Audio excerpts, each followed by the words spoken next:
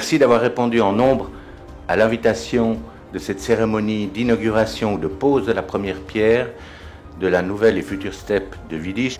C'est un projet phare auquel nous participons aujourd'hui par sa taille et son ampleur. La ville de Lausanne est précurseur grâce au soutien des autorités fédérales et cantonales. Remerciements aux communes dans l'espoir que la confiance continue à régner, qu'on trouve les meilleures solutions, les solutions les plus justes pour traiter ces micropolluants.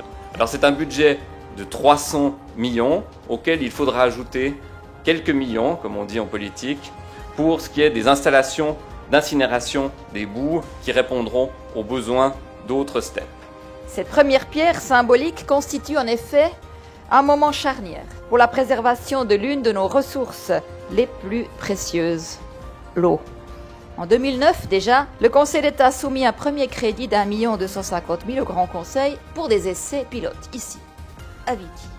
Le grand pas sera vraiment franchi avec la steppe de Vidy et ça marquera une étape décisive de la mise en œuvre de ce plan cantonal de micropolluants, de par son ampleur, bien sûr, parce qu'il contribuera de manière significative à la réduction des rejets des substances indésirables dans notre Léman.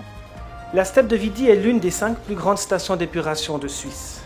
Et la mise en place de cette étape de traitement des micropolluants, dans 3 à 4 années, sera un pas important.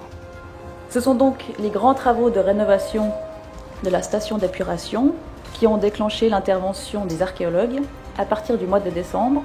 La première construction qui a attiré notre attention, c'est une digue qui servait à stabiliser la rive du lac à l'époque romaine. Rappelons que le site de la steppe se trouve à l'extrémité occidentale de l'agglomération gallo-romaine de Lousonna. Lousonna, c'est une véritable ville, l'une des plus grandes connues en Suisse, de plus de 2000 habitants. Ce sont des Helvètes qui vivent à la mode romaine. La densité des découvertes est importante.